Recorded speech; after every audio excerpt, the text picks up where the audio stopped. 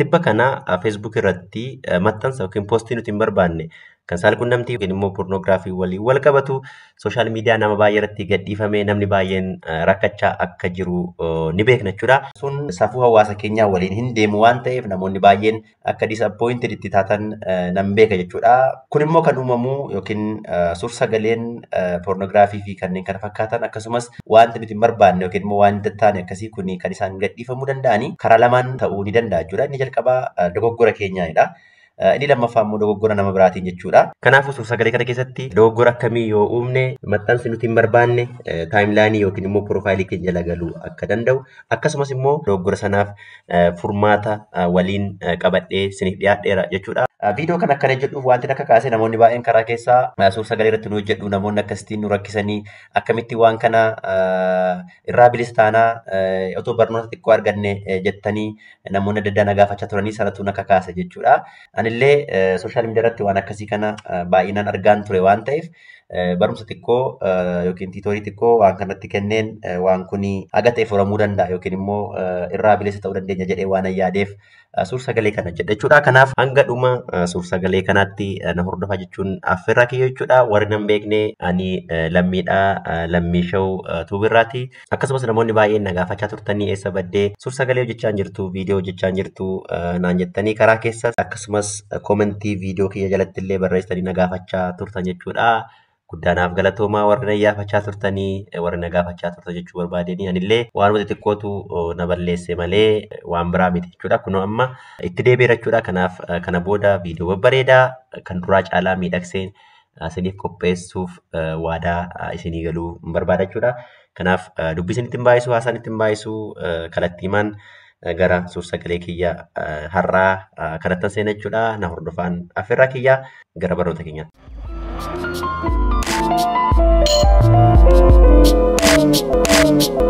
So waan kana isin agarsiisuuf jalqaba maal gochuu qabna jechuudha. Feesbuukii seenuu qabna jechuudha. Feesbuukiin seena jechuudha. Ani laaptooppii kiyyaan Feesbuukii fayyadamaa jira. Kanaaf laaptooppii irraa isin agarsiisa jechuudha. Moobaayilii irraas yoo fayyadamtanii yookiin immoo laaptooppii irraas yoo fayyadamtanii isteeppiin isaa garaagarummaa hin qabu waan ta'eef homaa rakkoo tokko hin qabu. Kun amma Feesbuukii yanaa baneera. Feesbuukii kiyya banameera. Jalqaba irratti dogoggora lamaan waan kun duratti gadhiifamuu danda'a jenneerra. Inni jalqabaa dogoggora keenyaan jedheera. Inni lammaffaa immoo dogoggora namaatiin jedheera jalqaba. Akka nuti dogoggorre matumti keenya akka dogoggorre waan hin taane hin gadhiisneef akkamitti akka of eeggachuu dandeenyu isinitti himachuudha. Kunoo piroofaayilii keessan irratti yookiin immoo suura keessan irratti bu'uutiini seetiin ganda piraayiveesii bira deemtu. Kun immoo maal gootu asirraan kuroo karaa harka bitaa bakka maqaa keessanitti kilik gochuutini kunoo masmara sadii kanatti illee bu'uun ni danda'ama jechuudha. Karaa lamaan seetingii kana akses gochuu hin dandeenya jechuudha. Ani karuma isin agarsiisa kunoo asirraan piroofaayilii kiyyatti karaa harka mirgaa irra keessa bakka suurri kun jirutti bu'aa isatti buutu. Sanaan booda gaafa gad harkistanii setting and privacy kan jedhu jira. Isatti buutu jechuudha. Setting and privacy itti buutu. Sanaan booda ammallee setting kan jedhu jira. Setting itti buutu. Kunoo setting irratti gaafa buutanii asiin karaa harka bitaa password and security kan jettu jirti. Irratti cuqaastu jechuudha. Sanaan booda gaafa password and security irratti cuqaastanii kunoo ammallee setting biraanuu baasaa kunoo gara gadii asumaan karaa bitaa password and security kan jedhu jira. Fakkeenyaaf kan secure gochuu barbaadan Feesbuukii ta'e Feesbuukii filattu jechuudha. Kun asirraan Instagraamiin illee jira. Maal jennaan Instagraamiinis kan dhaabbatameetta waan ta'eef lamaanuu walitti hidhamee jira jechuudha. Lamaan isaatiin loogiin godheen jira. Lamaanuu konneektii waan ta'eef asitti naa baasa jechuudha. Kunoo karaa harka mirgaa Feesbuukiin filadheera kunoo karaa harka bitaa password security tan bu'aa. Sanaan booda password security jala gaafa dhuftanii kunoo change password kan jedhu jira. Two factor authentication kan jedhu jira. Kunoo akkuma asirraa argitanii change password two factor authentications saved login fee where you are logged in maal kan jedhu asirra ni jira. Hunda isaa tokko tokko ilaalla jechuudha. Akkamittiin akka of eeggannoo gochuu dandeenyu waliin jechuudha. Jalqaba irratti kunoo change password kan jedhu jira. Akkuma beeknu change password kan irratti buunee password keessa maal gochuu dandeessu jechuudha. Jijjiirachuu dandeessu jechuudha. Asirratti buutanii gaafa inni kunoo change password jedhu asiin Feesbuukii fi kan Instagraamii kiyyanaa baasee walitti konneekteera waan ta'eef jedheera. Kan Feesbuukii asitti buutanii password isa jijjiiruu dandeessu. Kana gochuuf kunoo password duraanii galchitu asitti new asitti galchitanii sanaan booda immoo re-enter new password itti irra deebitanii new password sana galchuutiin dhuftanii kun asirratti change password kan jedhu jira. Akkasittiin password keessan jijjiiruu ni dandeessu jechuudha. Yoo namni biraan beeka ta'e yookiin immoo password keessan salphaa yoo ta'e jechuudha.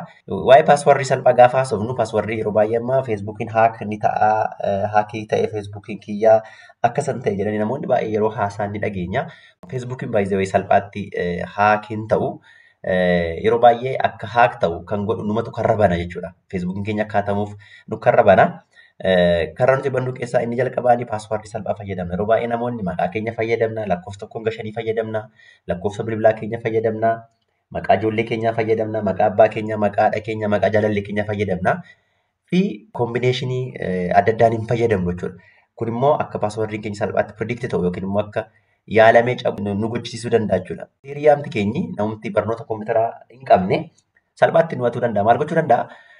Maqaa obboleettii keenya nama jaallannu, maqaa haadha keenya beeka taanaan, bilbila keenya beeka taanaan yookiin immoo maqaa jaalallee keenya ni beeka taanaan sanaan yaaluu danda'a jechuudha. Maal jenna namoonni baay'een paaswordii sana fayyadamu waan ta'eef kanaaf paaswordii cimaa fayyadamuu qabdu jechuudha. Yoo paaswordii cimaa qabdu ta'e okay rakkoon qabu. Yoo paaswordiin keessan salphaa ta'e immoo kunoo carraa kana fayyadamtanii paaswordii keessan otoo jijjiirrattanii kan jedhu isin gorsuun barbaada.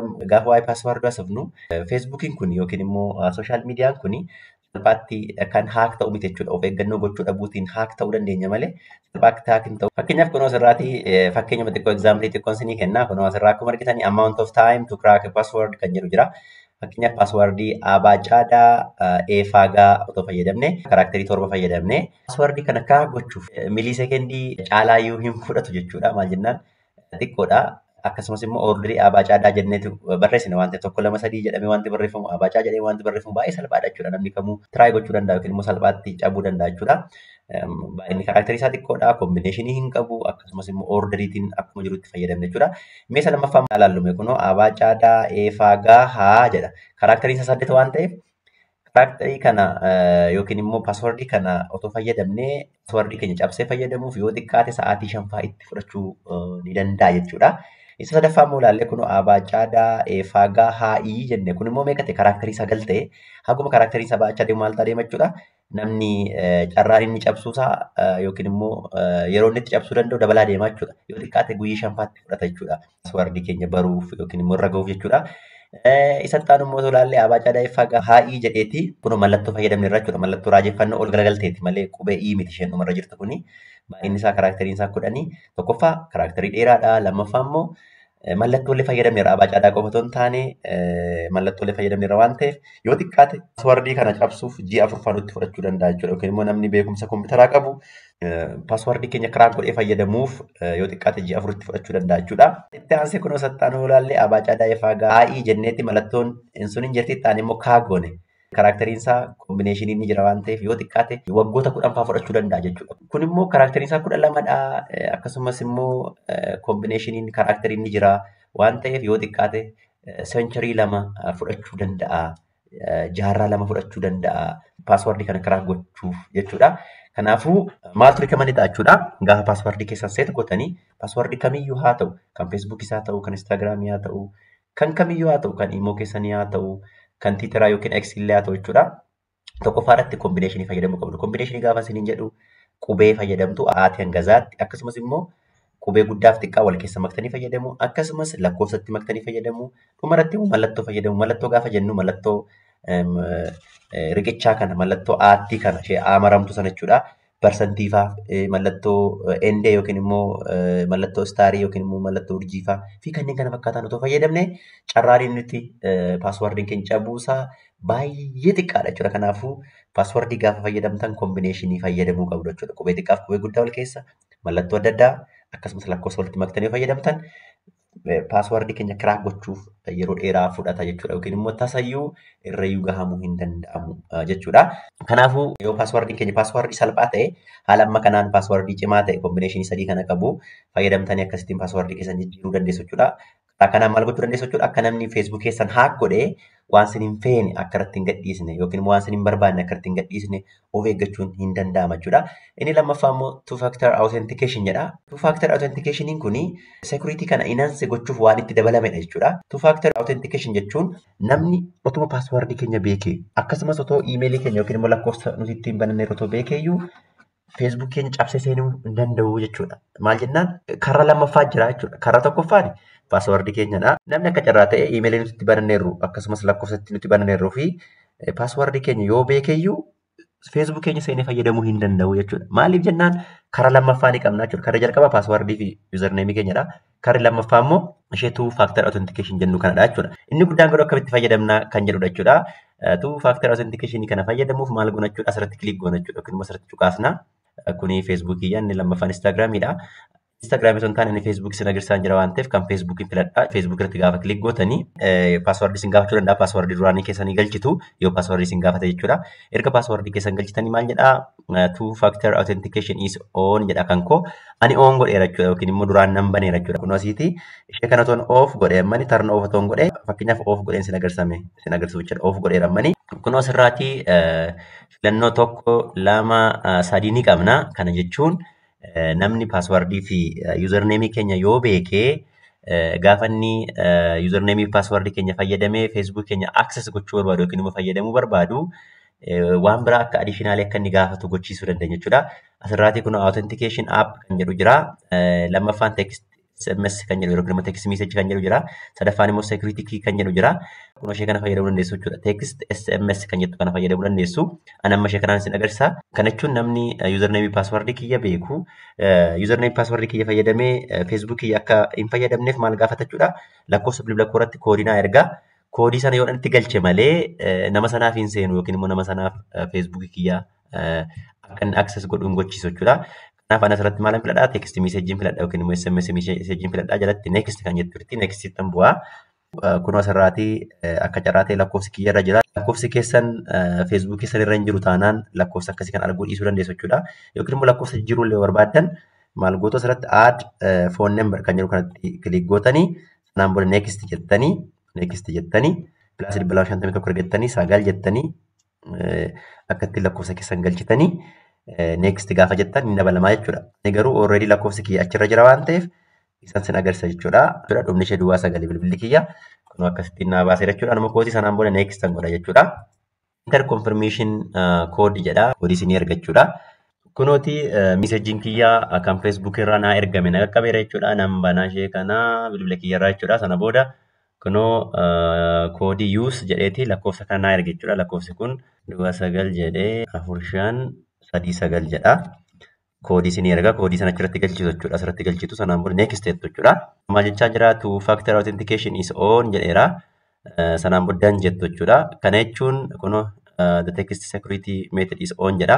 Kana booda sodaan tokkollee hin jiru jechuudha. Maal jennaan jalqaba irratti paaswordii cimaa fayyadamuu ni dandeessa jechuudha. Inni lammaffaa immoo namni paaswordii keenya in case akkuma carraa ta'e yoo namni paaswordii keenya bare immoo two step verification on goone taanaan gaafa device irratti login gochuu barbaannu message illee bilbila keenya irratti nu ergachuudha. Yoo message sanas daballee galchine malee waan paaswordii keenya qabu qofaaf yookiin immoo waan yuuzarneemii keenya beeku qofaaf namni feesbuuk keenya fayyadamuu hin danda'u jechuudha. Kanaafuu two step verification kana fayyadamuun isa guddaadha jechuudha. Jalqaba irratti paaswordii cimaa fayyadamuu, lammaffaa irratti immoo step authentication kana fayyadamtanii akka namni Facebook keessan access hin goone gochuun ni danda'ama jechuudha. Inni itti aanu save login jedha. Kana jechuun immoo bakka itti isin paaswordii keessan save gootanittan browserii isaa waliin isinitti himachuudha. Gaafa irratti cuqaasu remove saved login info jedha, remove account jedha. Fakkeenyaaf asirraan Facebook jedhee search godhee barreessu directly numa seena malee paaswordii na gaafachaa hin jiru jechuudha. Kun kan ta'eef maaliif jechuudha? Browserii kanarratti save ta'eera jechuudha paaswordiin kiyya. Bilbila kanarraati FB Lite fayyadamee login godhee save godheera. Akkasumas ammas bilbila kanarraan application Facebook fayyadamee login godheera. Paaswordii kiyyallee save godheera jechuudha. Paaswordii kanarraatiin remove gochuu dandeessu yookiin immoo akka inni browserii irratti yookiin immoo akka inni application irratti save hin taane gochuu dandeessu jechuudha. Inni itti aanu kunoo asirraati security checks kan jedhu jira. Where you are logged in jedha. Isheen kun ishee guddoodha jechuudha. Kana jechuun fakkeenyaaf namni ta'e Facebook keessan haa godhee fayyadamaa jira yookiin immoo fayyadamaa hin jiru jettanii beekuu barbaaddan where you are logged in kan jedhu kilik gootu jechuudha.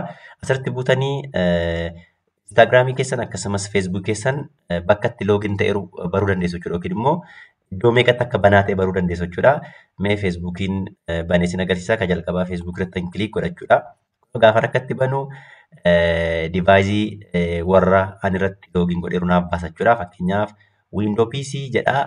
Biyyi kunoo bakka hin jiru waliin Itoophiyaa keessa jedha. This device jetti jalarratti. Kana jechuun deviceuma kanarratti jechuudha. Kan ani login godheeru tokko jechuudha. Isuma ammattiin isin agarsiisaa jiru kana jechuudha. Inni lammaffaan login on another device jedha. Kana jechuun bilbila kiyya irratti illee login godhee fayyadamaan jira waan ta'eef yookiin immoo feesbuukiin kiyya banaa waan ta'eef ishee kana asirratti kilik gootanii yookiin immoo asirratti buutanii cuqaastanii loogaawut gochuu dandeessu jechuudha. Kanaafuu select device to loogaawut kan jedhu kanarratti kilik gootu. Sanaan booda beekumsa keessaniin alaa bakka biraatti feesbuukiin keessa login ta'eera taanaan yookiin immoo namni biraan fayyadamaa jira taanaan akkatti filannoo isinii baasa. Anaaf fakkeenyaaf bilbila kiyyaa fi PC kiyya qofa baasee PC'n kiyya kan ittiin amma fayyadamee ittiin tiitoorii hojjechaa jiru kanadha. Inni lammaffaa bilbila kiyya naa baaseera kunoo bilbila kiyya irraa remove gochuu yoo barbaade yookiin immoo bilbila kiyya irraa kan banaa jiru akka inni cufamu yoo barbaade asitti bu'eetanii loogaawut gochuu nan danda'a jechuudha. Akkasumas divaayizii biraarratti feesbuukiin kiyya too banamee ta'e listii isaa sirriitti naa baasa jechuudha. Maqaa bilbila keessanii yookiin immoo biyya isin jirtan ala biyya biraa isinii fida taanaan feesbuukiin keessan hatameera yookiin immoo namni biraa bakka biraa taa'ee fayyadamaa jira jechuudha. Sanas jala galtanii filattanii loogaawut gochuu dandeessu jechuudha. Kanaaf isheen kun ishee murteessuudha jechuudha. Yoo hatamtaniitu ta'e as jalatti bakka namni sun taa'ee fayyadamu laaptooppii moo moobaayilii akkamii akka fayyadamaa jiru akkasumas immoo yoom akka inni loogin godhee fayyadamaa ture fakkeenyaaf bilbila kiyya irraa ta'anii sa'aatii 9:20 PM'tti akka fayyadamaa ture natti himaa jira jechuudha. Kanaafuu ilaaltanii tarkaanfii fudhachuu ni dandeessu jechuudha. Meeshaa isin hin beekne divaayizii hin beekne irratti loogin ta'eera taanaan feesbuukiin keessanii irratti kilik gootanii loogaawut jechuu ni dandeessu jechuudha. Haala kanaan maal gochuun danda'ama jechuudha. Yoo hatamneera ta'e namni biraan akka feesbuuk keenya hin fayyadamne where you are logged in jettanii kilik gootanii divaayizii hin beekne irratti remove gochuu yookiin immoo loogaawut gochuu ni dandeessu jechuudha. Inni itti aanu login alert jedha. Kana jechuun namni ta'e paaswordii keessan baree meeshaa biraarratti otoo feesbuukiin keessan baname notifikashinii isinii dhufaa jechuudha. Notifikashinii isinii dhufaa kana jechuun feesbuukitti otoo kilik godhee kunoo as jalaatti filattu jechuudha. Lamaan isaa filadheera. Fakkeenyaaf kunoo isheen kun in app notification kan jedhu jira. Lammaffaa immoo email address kan jedhu jira. Kunoon emailiin kiyya asirra jira. Emailii kan baneera feesbuuk kana. Kanaaf emailii kiyya irratti akkasumas immoo appilikeeshinii ani fayyadamaa jiru feesbuuk laayitii ta'uu danda'a yookiin immoo feesbuuk irratti ta'uu danda'a.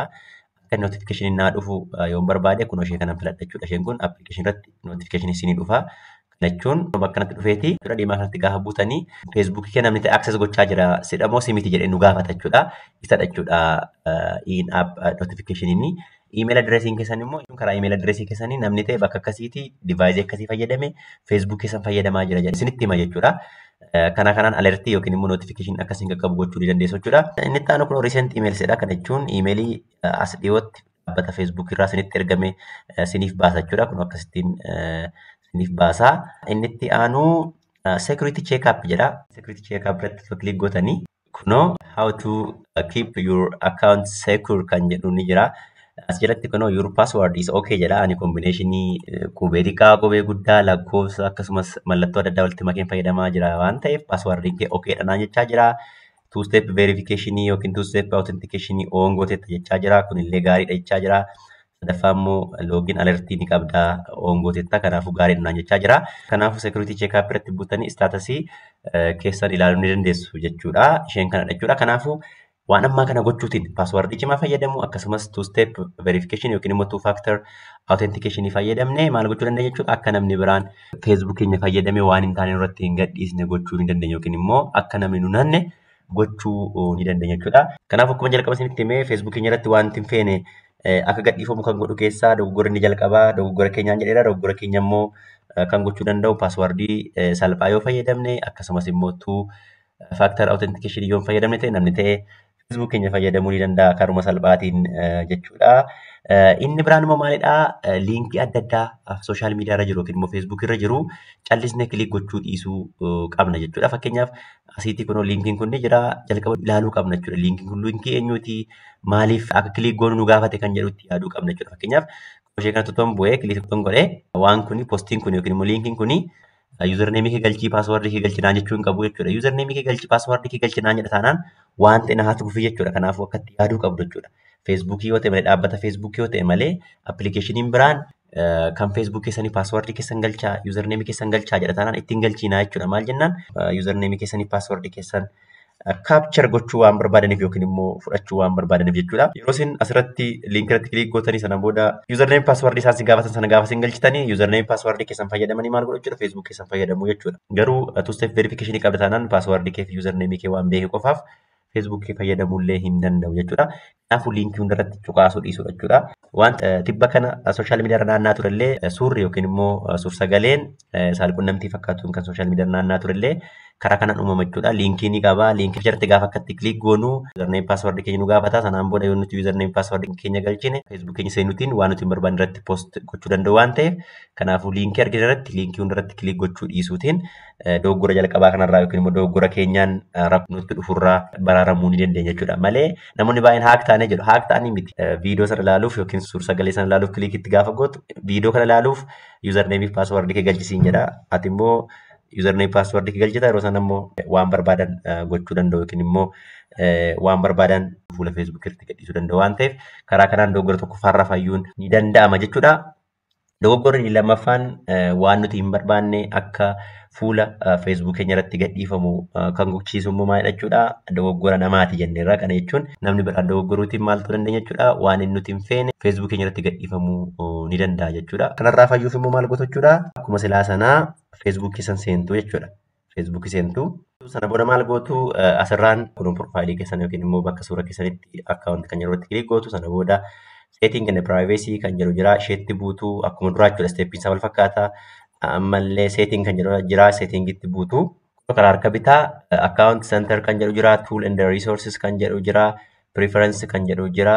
Dhumarratti immoo maaltu jira jechuudha? Audience and visibility kan jedhu jira. Audience and visibility jalatti profile and tagging kan jedhu ni jira jechuudha. Profile and tagging kan jedhu jira. Isheetti buutu jechuudha. Yookiin immoo maal gootu maqaa keessan irratti kun asirraan karaa harka bitaa maqaan keessan hin jira. Maqaa feesbuuk keessan irratti kiliik gootu. Kun akkatti profaayilii keessan gaafa isinii baasu post about friend photo jedhee dhumarratti tuqaa sadii dootiin sadii hin jirti. Dootii sadii kanatti buutu jechuudha. Dootii sadii kanatti gaafa buutanii maal jedhaa seetingii kana isinii baasa. Seetingii kana keessaa tokko maal jedhaa profaayilii and tagging seeting jedhaa. Isatti buutu jechuudha. Poostii isin hin barbaanne yookiin maxxansa isin hin barbaanne akka fuula keessan irratti hin gadhiifamneef isin gargaara seetingiin kun jechuudha. Asilaatti kun maal jedhaa viewing and sharing jedhaa. Who can post on your profile kan jedhu jira. Friend kan jettu jirti. Profaayilii kee irratti eenyu post haa godhu yookiin immoo taayimlaanii kee irratti eenyu post haa godhu jedheeti na gaafachaa jira jechuudha. Kunis kanaati friends kan jettu jirti. Kiliik gaafatti hin godhu. Only me ni jira. Friend ni jira jechuudha. Kana jechuun kun akkuma argitanii profaayilii kee jalatti namni biraan akka inni tasa ana malee post akka godhu yookiin immoo akka waa maxxansu yoo hin barbaadu ta'e maalan godha jechuudha. As dhufeetaniin friends kan jettu kana only me tan jijjiira sanaan booda save jedhaa jechuudha. Kana jechuun amma only me irra gaafa bu'u ana malee nam tokkoyyuu taayimlaanii kee jalatti post gochuu hin danda'u jechuudha. Who can see other post on your profile jedha. Kana jechuun namni fakkeenyaaf profaayilii keessan irratti yoo waa maxxanse eenyutu argaa jedha. Anamma only me godhadheera jechuudha. Siif maal gochuu dandeessu jechuudha? Everyone gochuu dandeessu, friend of friend gochuu dandeessu, friends gochuu dandeessu, friend except jettanii galchuu dandeessu, specific friend gochuu dandeessu, only me gochuu dandeessu, custom gochuu dandeessu jechuudha. Kana jechuun namni biraan taayimlaanii keessan irratti gaafa posti godhu everyone yoo jettanii namni kamuu feesbuuk keessan irratti yookiin immoo profaayilii keessan irratti yookiin taayimlaanii keessan irratti wanti posti erguu danda'a jechuudha. Friend of friend yottanii immoo hiriyaa keessanii namni isin hiriyaaf ta'e jira hiriyaan isaallee erguu danda'a jechuudha. Friends yottanii nama isin hiriyaa taataniif qofatu argachuudha. Inni ittaanu kun friend except kan jedhu jira. Kana jechuun friendiin keenya hundumtuu arguu ni danda'a wanta namni biraan feesbuuk keenya jalatti maxxansu jechuudha. Garuu namni nuti as jalatti barreessine qofatu argu jechuudha. Kana jechuun friend except jedha waan ta'eef jechuudha. Kiliik godheen asiitti kun namoota osoo hin filadhee fakkeenyaaf namoonni sadan kuni waan namni biraan akkaawuntii kee irratti poosti godhe yookiin immoo taayimlaanii kee irratti poosti godhe hin arganii jechuudha. Haala kanaan gad harkisanii kun dhumarra jira seef cheen jettu ani garuu amma tokkoyyuu seeviin godhu waan ta'eef kaansalan godhachuudha. Inni itti aanuuf specific friend jedha jechuun hiriyoota kee keessan keessaa hiriyoota 5,000 qabdu yoo ta'e 5,000 keessaa nam tokko yookiin nama lamni qofti akka poostii san argan yoo barbaaddan ishee kana specific friends kan jettu irratti kiliik gootanii hiriyaa barbaaddan sanas jalaatii filattanii fakkeenyaaf akkatti abbaa barbaaddan akkatti filattanii gochuu dandeessu jechuudha. Anammaaf nan balleessas jalaates jala kaa'uun barbaadu warra amman kaa'ee kana jechuudha. Inni itti aanu only me kan jedhu jira. Kana jechuun ana qofatu argaa jechuudha malee namni biraan waan namni biraan akkaawuntii kiyya jalatti poosti godhe arguu hin danda'u jechuudha. Anamma only me din kaawwadha. Inni itti aanu custom kan jedhu jira. Including the exclude friends and lists jedha. Share with kan jedhu warri kun haa argan. Warri kun immoo don't share with kan jedhu immoo warri kun immoo akka hin argine jennee namoota arguu hin qaban jennee yaadne as jalatti listi goonee fayyadamuu ni dandeenya. Gaafa listi goon seef kan jedhu nuufidha. Seef irratti buunee akkattiin xumuruu dandeenya jechuudha. Ani garuu sanaan godhu waan ta'eef biran darbaa lamaan isaa only me godhadheera. Inni itti aanu hide comment containing certain words from your profile jedha. Isheetti gaafan kiliik godhu as jala dhuftanii maal gochuu dandeessu jechuudha. Namni fakkeenyaaf asii waa gaafa poosti gootanii waan ta'e gaafa maxxansitanii waan hin taane yoo fayyadame yookiin immoo jechoota arrabsoo, jechoota safuu uummataa cabsan akka fayyadamee koomentiin goone gochuu ni dandeessu jechuudha. Yoo namichi koomentii godhe koomentiin sun maal ta'a jechuudha? Haayid ta'a yookiin immoo nama biraattiin argamu jechuudha. Akkasitiin as jalatti fakkeenyaaf amma saree kan jedhu kun arrabsoo ta'e fakkeenyaaf saree jedheen as kanatti barreesse nam tokko saree jedhee otoo waan ani poostii godhe irratti yookiin maxxansa kiyya irratti otoo jalatti otoo barreesse saree kan jettu kun Facebook irratti hin baatu yookiin immoo viizibiliin ta'u namni biraa arguu hin danda'u jechuudha. Akkasittiin inter gochaa waan barbaadan barreessanii erga barreessanii inter gootu akkasittiin waan barbaadan as jala galchachuu dandeessu jechuudha. Sanaan booda dhumarratti maal jettu jechuudha? Seef jettu jechuudha. Seef kan jedhu jira waan ta'eef yoo nani waa maxxansu namni koomentii yoo kenne woordota akka kanaa kana hin barbaadu yookiin immoo koomentii akkanaa kana hin barbaadatan akkasitiin barreessuun hin danda'ama jechuudha. Itti aanu kun as jalaati maal jedha? Allow others to share your post to their story jedha. Kana jechuun yoo waa maxxansitanii yookiin immoo waa poostii gootanii namni biraan story isaanii irratti akka share godhan eeyyamta moo eeyyamtu jedha. Kun rakkoon qabu fakkeenyaaf amma yuutuubiin hojjedha waan ta'eef maxxansa yuutuubii kiyyaa feesbuukii jaalaa nan qaba. Kana namni too sheer naa godhe natti tola waan ta'eef itti kana oonan godha malee oof hin godhu jechuudha. Kanaaf sin amma ilaaltanii sin fayyada yoo ta'e yoo namni maxxansa keessan sheer godhe sin fayyada yookiin immoo naaf gaarii jettanii yoo yaaddan banuu dandeessu. Baattee immoo cufuu dandeessu jechuudha. Kun rakkoon qabu. Itti aanee kun taagiingi jedha jechuudha. Isheen guddoonis kana jala jechuudha. Kana jechuun dogoggora lamaffaa isa jenne keessaa inni guddaa waa'ee taagiingidha jechuudha. Namni biraan yoo waa maxxanse sanaan booda nuunillee taagnuu gochuu danda'a yookiin immoo poostii sana keessatti nu dabaluu danda'a jechuudha. Gaafa sanaa yoo nuti balbala keenya hin cufanne ta'e maal ta'a jechuudha yookiin taagiingii kana oof hin goone yoo ta'e waan namni sun maxxanse suni waan gaarii isaa ta'u waan hamaan taayimlaanii keenyarra yookiin immoo piroofaayilii keenyarra jalallee ni gala jechuudha. Kanaafuu kan akkamittiin akka cufattan asii jalatti sin agarsiisa jechuudha. Taagiingi jedha as jalaatti who can see post you are tagged in on your profile jedha. Waan taag taate yookiin immoo yoo namni taagsi godhee eenyu haa argu taagii kee jechaa jira jechuudha. Everyone an jedhanii yoo barbaadan only limii jechuu dandeessu. Kana jechuun otoo only limii filattanii seef gootanii taagii namni kamuu taagsiin godhe yoo sin godhe sin qofa malee namni kamuu arguu hin danda'u jechuudha. Yeroo akkas gochuun barbaadu maal jennaan hiriyoonni koo waan gaggaarii gaafa sheer godhanii suura waliin kaanee poostii gaafa godhanii naan taagii na godhanii hin jibbu akkasumas immoo namni tokko waan gaarii hojjetee akka taayimlaanii kiyyarrallee galu godhee naanillee taagna godhee poostii gochuu danda'a waan ta'eef everyone an jedha akka argamu nan eeyyama garuu karaa biraa mana kiyya cufachuu nan danda'a waan ta'eef kanasitti everyone an jedha jechuudha. Inni itti aanu maal jedha when you are tagged in a post who do you want to add the audience of post if they can't already see it jedha. Kana jechuun yoo isin poostii tokkeetti yookiin maxxansa tokkeetti taag taatanii taagii sana keessatti nama akkamii dabaluu barbaaddu yookiin immoo audiensii akkamii poostii sana keessatti dabaluu barbaaddu yoo namni sun hin dabalamne ta'e jechaa jira jechuudha. As jalatti friend kan jedhu jira, only kan jedhu jira, custom kan jedhu jira. Custom jechuun akkuma sila jenne nama kana jenne akka as jalatti barreessuu dandeenya jechuudha. Share with jennee friend jennee yookiin maqaa isaanii akka as jalatti barreessuu dandeenya. Not share with kan jedhu jalatti illee akka itti barreessuu dandeenya jechuudha. Ani garuu friend kan jedhu jalan kaa'a jechuudha. Only limits jechuun nan danda'a yoo barbaade jechuudha.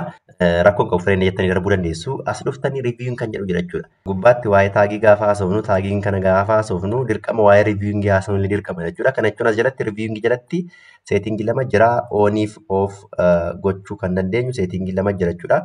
Seetingiin kuni kunoo akkasittiin bannee on gochuu dandeenya barbaanne immoo akkattiin cufuu ni dandeenya jechuudha. Maal akka taane immoo sirriitti hima jechuudha. Inni jalqaba review tags people add to your post before the tag appear on Facebook jedha. Inni jalqaba inni lammaffaa immoo review post you are tagged in before the post appear on your profile jedha. Kana jechuun inni jalqaba otoo Facebook irra hin galiin yookiin immoo otoo Facebook irratti hin bahiin namni gaafa taag nu godhu review gochuu dandeenya jechuudha. Inni lammaffaa immoo poostiin sun otoo taayimlaanii keenya irratti hin bahin yookiin immoo piroofaayilii keenya irra hin galiin maal gochuu dandeenya jechuudha. Review gochuu dandeenya jechuudha. Kanaafuu lamaansaa on hin godhaa jechuudha. Kana lamaan on gaafa gootanii namni tokko maxxansa ta'e maqaa keessan dabalee yookiin immoo isiniin dabalee gaafa maxxansu maal jedhee isin gaafata jechuudha. Notification irratti maal jedha jechuudha. Mr. X'n yookiin Mr. Y'n taagsiin godheeraa. Taagii kana akka inni taayimlaanii keerra galuu barbaadamu hin barbaaddu jedhee nu gaafata jechuudha. Nan barbaada yoo jenne approve goona jechuudha. Yeroo sana maal ta'a jechuudha? Taayimlaanii keenya irra gala jechuudha. Taayimlaanii keenya irra gala jechuudha. Lakka hin barbaadu yoo jenne maal goona jechuudha? Haayir goona yookiin immoo akkuma ittiin callisnee dhiisnaa jechuudha. Fakkeenyaaf kun asinitti agarsiifame. Kun piroofaayilii kiyya isiniin jedheera. Piroofaayilii kiyya jala fakkeenyaaf asirratti kun amma Eeliyaas Dabaloo kan jedhu jira. Fargan guddataa waliin anas dabalee kunoo lammii muroodhaa kanallee dabalee maal godhe jechuudha. Postii kana yookiin maxxansa kana maxxanseera jechuudha. Maxxansa kana gaafa maxxansu anaan illee taagna godheera jechuudha. Gaafa inni taagna godhu maxxansi Eeliyaas maxxansi kun taayimlaanii irraa galuu jedhee na gaafata. Haa galu jedhee yoon eeyyame approve godhaa jechuudha. Lakki hin galii yoon jedhe immoo yookiin callisee innisa yookiin immoo haayidi kan jettutti tan bu'aa jechuudha. Yoon haayidi jedhe taayimlaanii kiyyarra hin galuu jechuudha. Yoon callisee dhiises taayimlaanii kiyyarra hin galuu jechuudha. Yoon isa kana of godhe malee. Amma garuu kun asiiti on waan ta'eef maxxansi namni maxxansu kamiyyuu as jala toon galiin jalqaba naatiin na gaafataa jechuudha. Kanaafidha dura asitti taagii kana kanan everyone jedha jechuudha. Namni kamuu akka taagnaa godhu nan barbaadanii yookiin immoo namni Facebook irra jiru namni kamuu akka inni taagnaa godhu nan eeyyamanii garuu maal inni eeyyamu isinitti fakkaata waan ani hin barbaanne immoo akka inni maxxansi ani hin barbaanne immoo Facebook irra galu immoo hin barbaadu. Fakkeenyaaf asitti eeyyameera waan ta'eef Eeliyaas taagnaa godhe waan Eeliyaas taagnaa godhe kana maxxansa nan ilaala maxxansi sun rakkoo hin qabu taanaan yookiin immoo maxxansa safuu uummataa cabsu miti taanaan approval godha. Garuu waan ani hin barbaanne yookiin immoo maxxansa sirrii hin taane yoo ta'e immoo approving godhu jechuudha. Kanaafidha everyone kan hin jedhes kanatti jechuudha.